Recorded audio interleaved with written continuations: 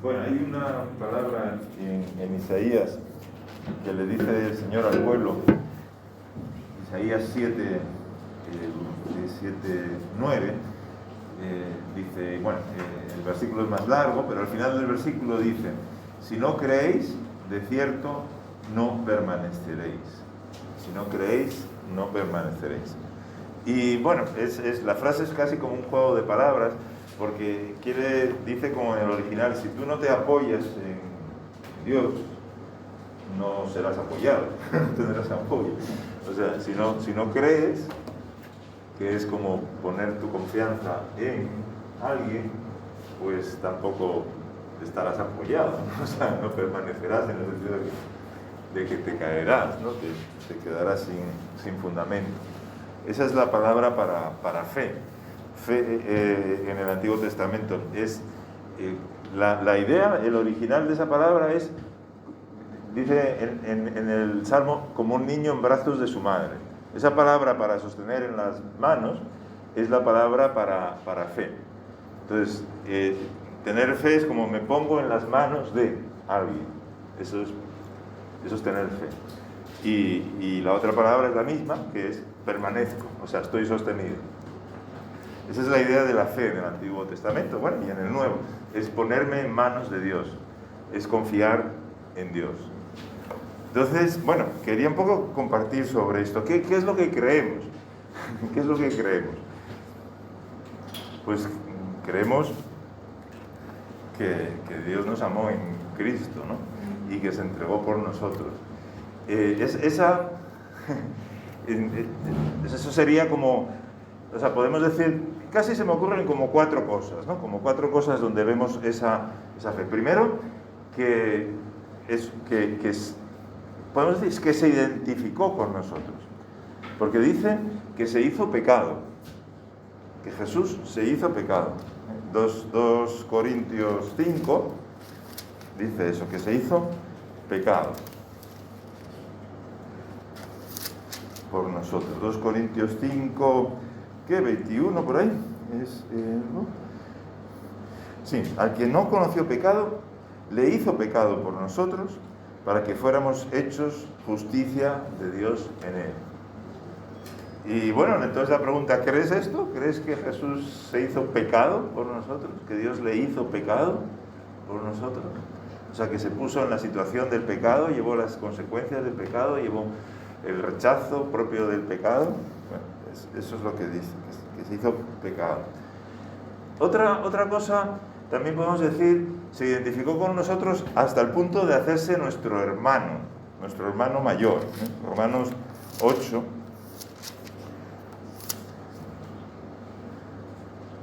Dice, para que Él sea el primogénito entre muchos hermanos. Romanos 8, 29. O sea, que se hizo hermano. Claro, se hizo carne, vivió pero ¿para qué? Para ser el hermano mayor de la familia, para ser el primogénito de muchos hermanos. Se hizo hermano nuestro. Entonces, se hizo pecado, se hizo hermano nuestro.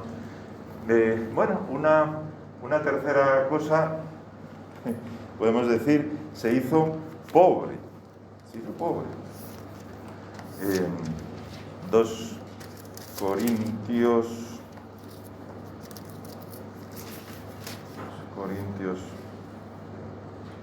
8, ¿está eso? No tengo por ahí. Sí, 2 Corintios 8, 9.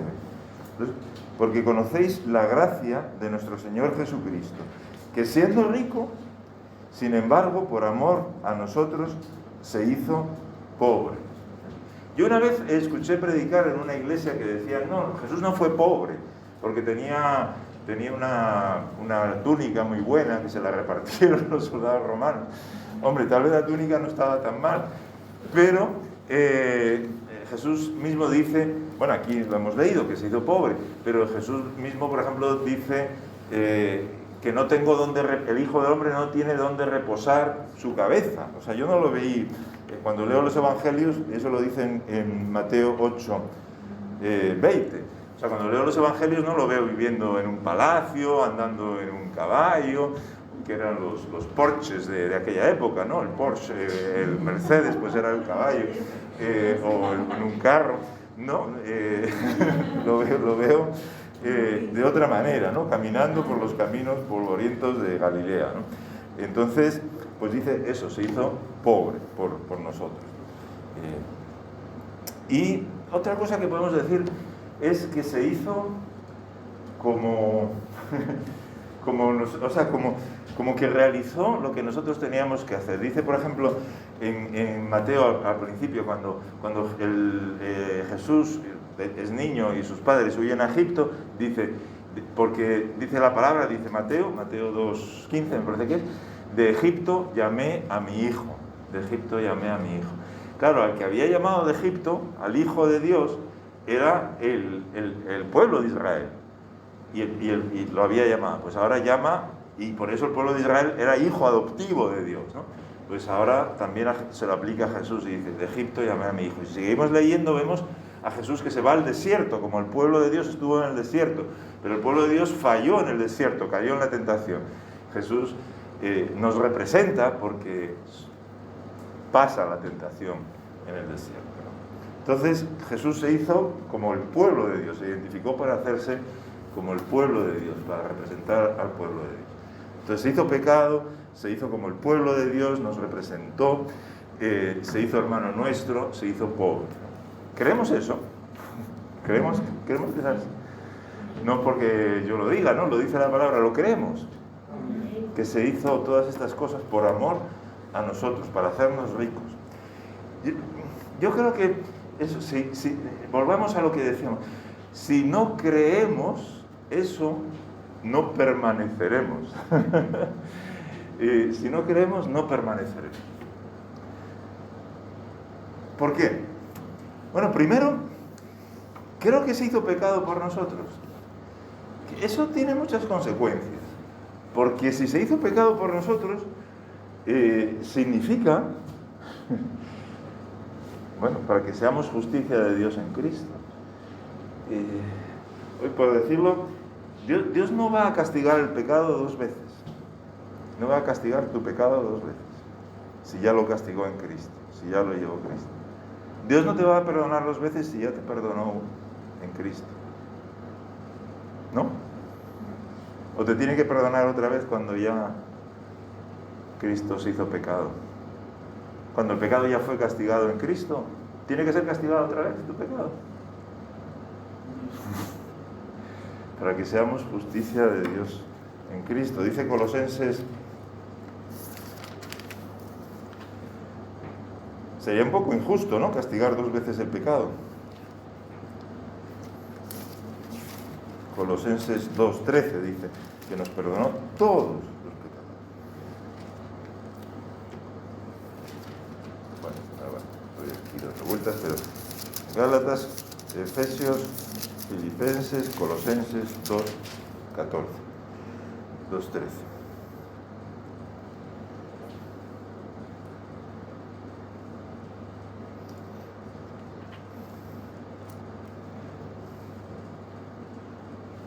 Y cuando estabais muertos en vuestros delitos y en la incircuncisión de vuestra carne, os dio vida juntamente con Él, habiéndoos perdonados todos los delitos. Todos los delitos. Y entonces uno puede decir, oye, cuidado Antonio, no digas eso, que entonces la gente va a pecar más. Porque como está todo perdonado, ¿qué pensáis de eso? Como ya castigó todos mis pecados, ahora puedo hacer lo que quiero. Dice que si sigues pecando no lo conoces. No lo conoces, ¿no? Sí, o sea, lo que nos trae la fe es que le conocemos. Que ahora sabemos quién es. Ahora sabemos lo que nos ama. Yo creo que el Señor también nos conoce y sabe que de esos pecados no íbamos a salir por nuestras fuerzas, que no íbamos a salir, porque lo típico es que uno dice, no, ya no lo voy a volver a hacer, y no sé qué, y voy a poner los medios, y bueno, uno sigue enredado en sí mismo. Lo que quiere el Señor cuando nos perdona en Cristo es que le miremos a Él, que miremos su amor. que miremos lo que ha hecho, que nos maravillemos de lo que ha hecho, que le conozcamos y que al conocerle le amemos. Quiere que estemos como con esa seguridad, porque si no estamos con la seguridad de su amor, no vamos a vencer al pecado, no vamos a cambiar. Si pensamos que Dios está ahí lejano y dispuesto todavía a hacer cuentas con nosotros por todos nuestros fallos, no le conocemos y no vamos a salir del pecado. Entonces es muy, muy, muy importante tener esa seguridad de que Él nos ama. Y eso es por fe. Si no creemos, no permaneceremos. Lo segundo que decíamos, se hizo nuestro hermano. Y eso cambia todo lo que es nuestra idea de familia. Porque teníamos otra idea de familia. ¿Quiénes son tus hermanos? Pues ahora resulta, ¿quién es tu padre? No, pues ahora resulta que es el del cielo. Y a nadie llaméis padre. Empieza como a cambiarnos todo nuestro esquema de familia. Igual que nos cambia nuestro esquema de culpa y de que yo voy a tener que salir por mis medios de la culpa y yo ya no lo voy a hacer más. Y eso no funciona, sino que tenemos que conocerle a Él. Y a Él es el que nos quita el deseo de pecar. De la misma manera, cambia todo nuestro esquema de familia. Y Jesús es muy radical en eso. A veces yo he escuchado también, como lo de pobre, pues hay enseñanzas en las iglesias que dicen tanto tiempo para Dios, tanto tiempo para la iglesia, tanto tiempo para la familia, tanto tiempo para el trabajo. Jesús no enseña así, la verdad que Jesús nunca enseñó así. Lo que dice es, el que ama a su padre o a su madre más que a mí, no es digno de mí. Y el que ama a su hijo o a su hija más que a mí, no es digno de mí. Nos cambia el esquema. Ahora mi familia ha cambiado. Dice que el que deja padre, hermanos, hermanas, recibirá 100 veces más. No dice padres, porque padres solo hay uno. Pero dice madres, hermanos, hermanas. Como que nos mete en otro esquema de lo que es la familia. Y esto tiene muchas consecuencias. Fijaos lo que dice. El que ama a su padre o a su padre más que a mí, o a su hijo o a su hija más que a mí, no es digno de mí. Esa palabra, un poquito antes, Jesús ha dicho, lo ha dicho el centurión. Le dice el centurión, no soy digno de que entres bajo mi techo. Y Jesús le dice, en verdad os digo que en Israel no hay una fe tan grande. Y os digo que vendrán muchos del oriente y del occidente y se sentarán en la mesa con Abraham, Isaac y Jacob en el reino de los cielos. Pero los hijos serán arrojados. Y ahí está. Bueno, con una fe tan grande. O sea, este es el digno. ¿Digno de qué? De que Jesús entre en su casa. Entonces pasa lo mismo, es como que nos rompe los esquemas, porque cuando queremos luchar con el pecado, lo empezamos a hacer en nuestra propia fuerza. Cuando queremos también ayudar a nuestra familia, lo empezamos a hacer en nuestra propia fuerza. Y Jesús dice, ponme a mí primero.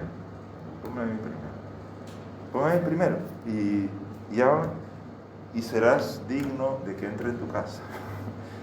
Entonces entra Jesús en la casa. Y la casa se pone entonces sobre una roca firme. Jesús mismo lo dice, ¿no? El que pone, cualquiera que oye estas palabras y las pone en práctica, será semejante a un hombre que edificó su casa sobre roca. Entonces, eso, si Jesús es nuestro hermano, como que nuestra idea de familia queda totalmente alterada. Y si lo creemos y le ponemos a Él por delante, somos dignos de que entre en nuestra casa.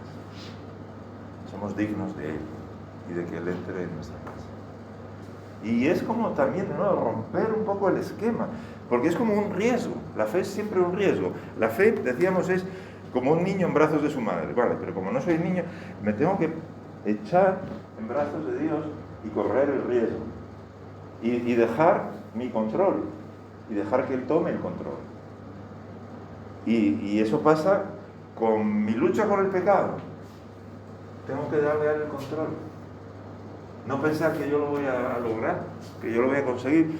con mis fuerzas. Dale el control. Lo mismo con la familia. Señor, tengo que hacer esa apuesta.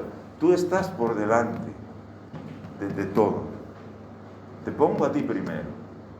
Y te quiero escuchar. Y quiero hacer tu voluntad. Y Él entra en tu casa. Tercero, con la pobreza, ¿no? Él se hizo pobre. Se hizo pobre.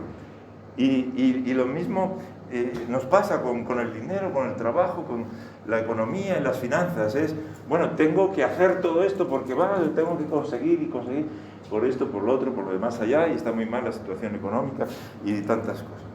Y la cosa es, ¿me creo que Él se hizo pobre para enriquecernos? ¿Me lo creo? Y si me lo creo, empiezan a pasar también cosas. Porque,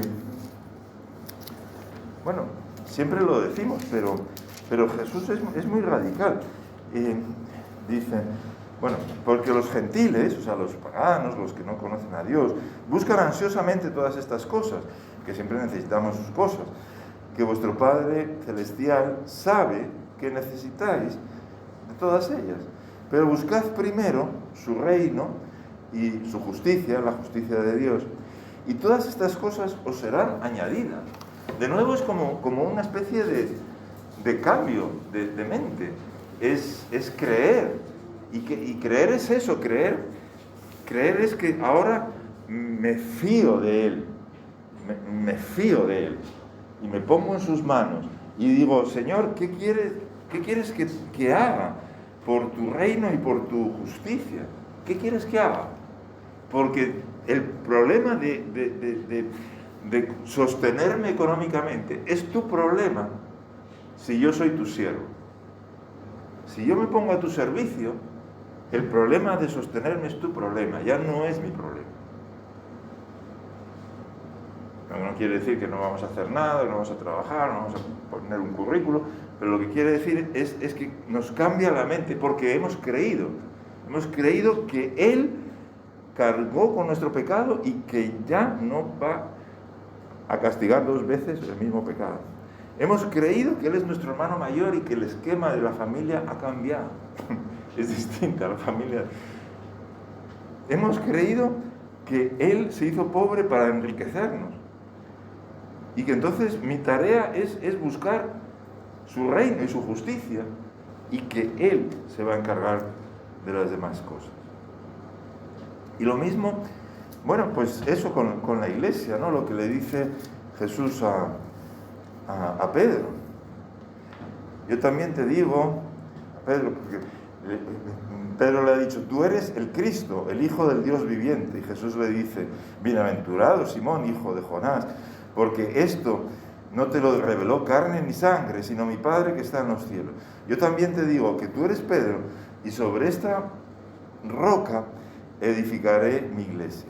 Y las puertas del Hades, o sea, del infierno, no prevalecen, del lugar de los muertos, no prevalecerán contra ella. Las puertas del infierno no prevalecen. Entonces, bueno, yo viendo la iglesia en Cuba, ¿no? Con toda la persecución que sufrieron, os contaba el otro día eso, que desapareció la iglesia del mapa porque expulsaron a los misioneros, no se sabía si quedaban dirigidos por una mujer, porque se habían ido todos los pastores, quedaban. Y las puertas del Hades no prevalecieron. Y lo tienen difícil, porque la situación económica es bastante peor que la nuestra, porque las traiciones son fáciles. Si tú quieres hacer una iglesia, tienes que hacerla en una casa privada en Cuba. Y eso significa que alguien tiene que ceder el terreno. Y ahí se hace una iglesita, porque son pequeñas las iglesias, porque no son parte de una casa. El gobierno la autoriza, pero es parte de una casa. Si esa persona dice, pues me voy de la iglesia, se lleva todo lo que hay allí. Entonces hay traiciones de ese tipo y todo ese tipo de cosas, ¿no? O sea, es difícil, pero bueno, ese versículo lo oí el primer día cuando llegué a Cuba y realmente me ha dado mucha claridad. Las puertas del infierno no prevalecerán contra ella. No prevalecen las puertas del infierno. A pesar de todo, no prevalecen. las puertas del infierno, porque es su iglesia y se edifica no sobre los pastores o sobre doctrina, se edifica sobre Jesús, sobre esta piedra. La piedra es lo que Pedro ha dicho, ¿no? Es la confesión de Pedro, no es Pedro como persona. Pedro está muerto y si se edificara sobre Pedro pues estaría todo muerto. Se edifica sobre Jesús, sobre la confesión de Pedro, sobre que tú eres el Dios viviente, el Dios vivo, y es su iglesia y Él está en el control. Entonces lo creemos, porque si no lo creemos, no. O sea, también lo mismo pasa con la iglesia, uno se puede preocupar, esto, lo otro, la economía, tal, porque hoy no ha venido no sé quién, todas esas cosas. Entonces uno se preocupa, no, Dios está en control, es de Él, y las puertas del infierno no prevalecerán, a pesar de todo, las puertas del infierno no prevalecen. Entonces creo que el Señor, bueno, nos anima a cambiar el chip de la fe. El chip de la fe, a ver, muchas veces se habla de fe y obras, Yo no, bueno, y es verdad que la fe sin obras está muerta, pero si entendemos bien lo que es la fe, es que no somos como seres como separados, que por aquí está la fe y por ahí están mis obras. Es que está todo unido. A mí el ejemplo que me ayuda es ese de, si ahora me dicen que están repartiendo billetes de 100 euros en la calle, puede que me lo crea, puede que no me lo crea. A ver, dilo, Juan. Dímelo, que están repartiendo billetes de 100 euros en la calle. Ah, que te lo diga. Sí, dímelo. Pensé que me estaba preguntando si lo querías. Pues están repartiendo billetes de 100 euros. Vale, entonces yo no me lo creo, pues sigo aquí hablando, vale. Pero si me lo creo, bueno, Juan no estaría aquí, si me lo creo, nos vamos a la calle, ¿no? Nos vamos a la calle así discretamente, sin que nos vean, vamos hacia la calle.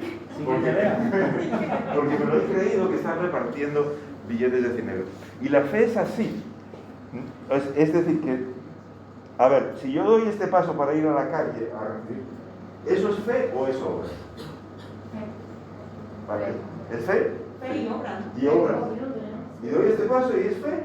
¿O es obra? Porque el fe es como que lo crees y la obra es el paso que da. Va unido. Cada paso es fe y obra. No son dos cosas que se pueden separar. Una por aquí y otra por allá. Va unido porque me lo he creído. Si no me lo hubiera creído, pues no daba ningún paso. Entonces la fe y la obra están juntas, ¿no? Y esto, si lo creemos, si creemos que Él murió y ya pagó nuestros pecados,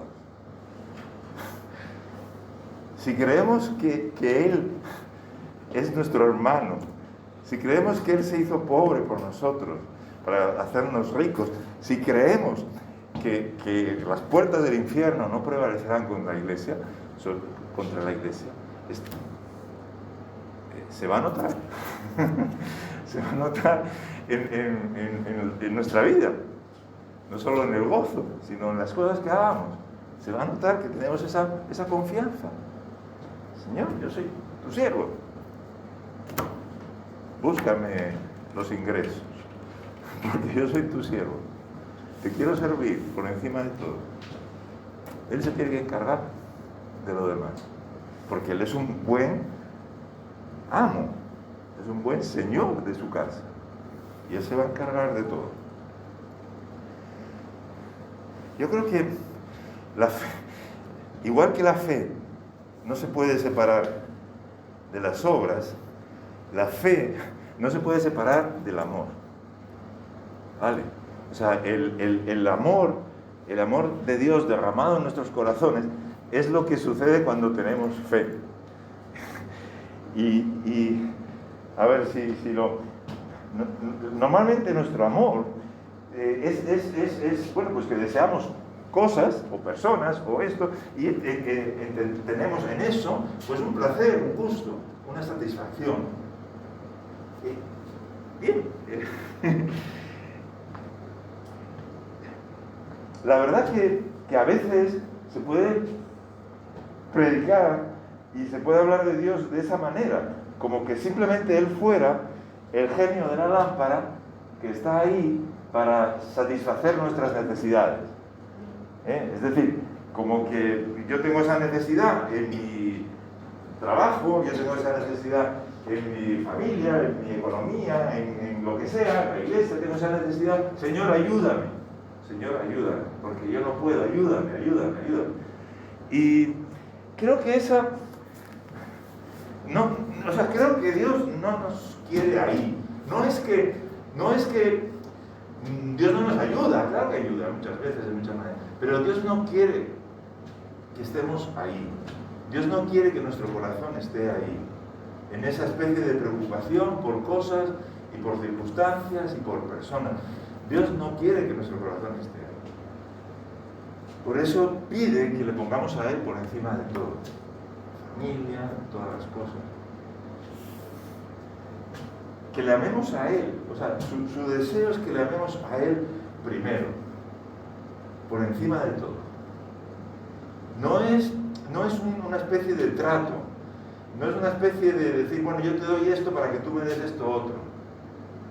Lo que quiere es nuestro corazón, que nuestro corazón sea cautivado por Él, por su amor.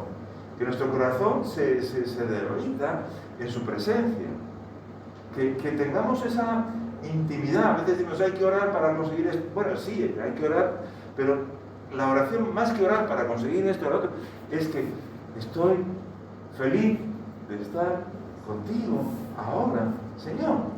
Y ya hablaremos de lo que haya que hablar. Pero lo que quiere el Señor es que nos deleitemos en su presencia.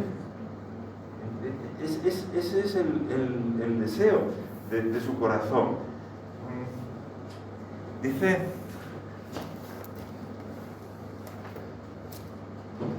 en Romanos, ¿no? En Romanos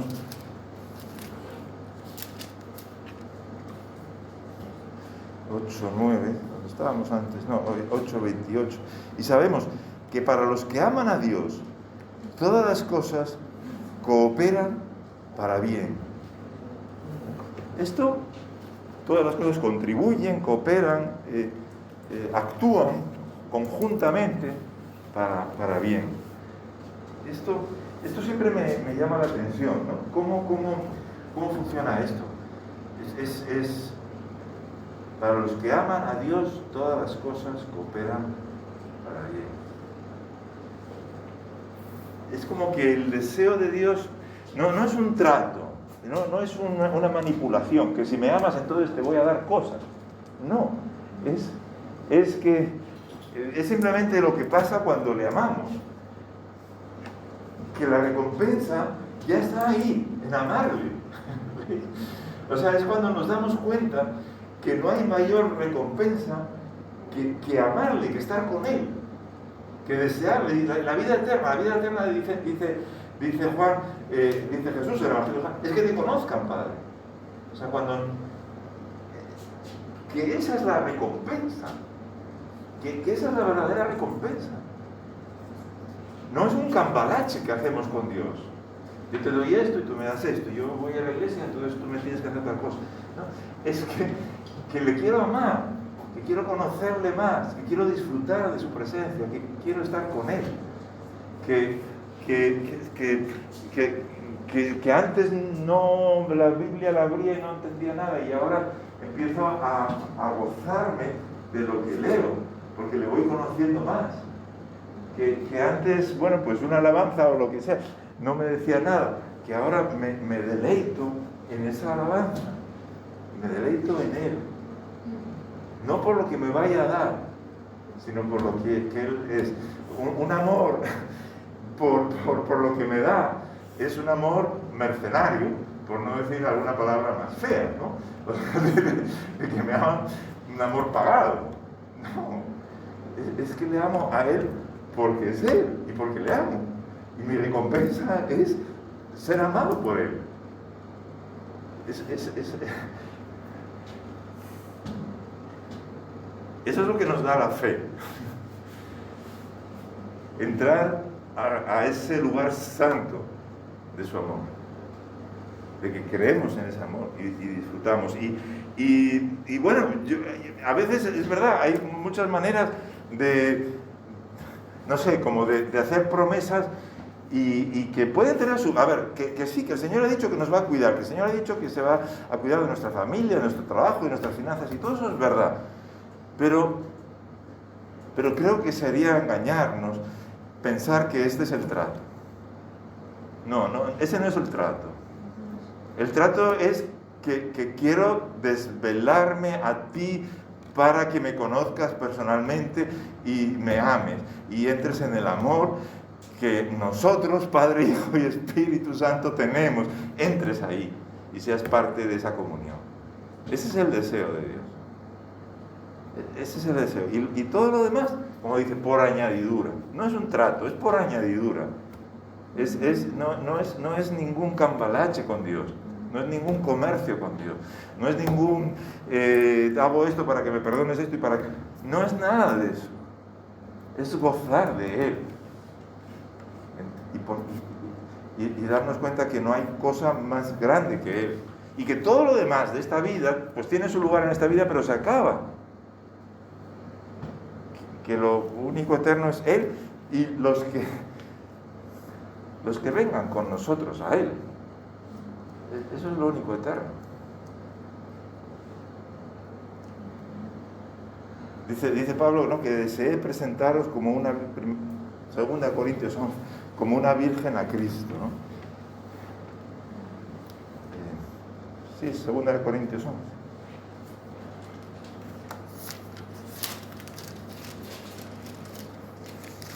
Pero lo dicen los señores con barba que había ahí, ¿vale? No es algo solo para las mujeres, sino a los corintios.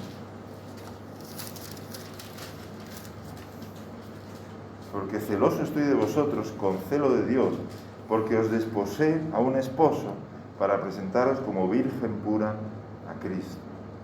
O sea, el deseo de Dios es ese matrimonio nuestro con Cristo. Dice también Isaías 62:5.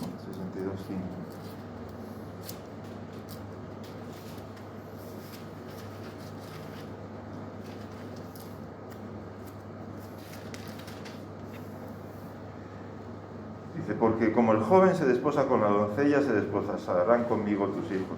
Y como se regocija el esposo por la esposa, tu Dios se regocijará por ti. O sea, el deseo de Dios es esa intimidad. Y la mejor comparación que encuentra es un novio, un esposo, una esposa. Ese es el deseo de Dios. Es ese deleite, ¿no? Como se deleita el esposo con la esposa, así se deleitará el Señor con ti. O también conocemos, ¿no?, el Salmo. ¿Cómo es el Salmo? 37:4.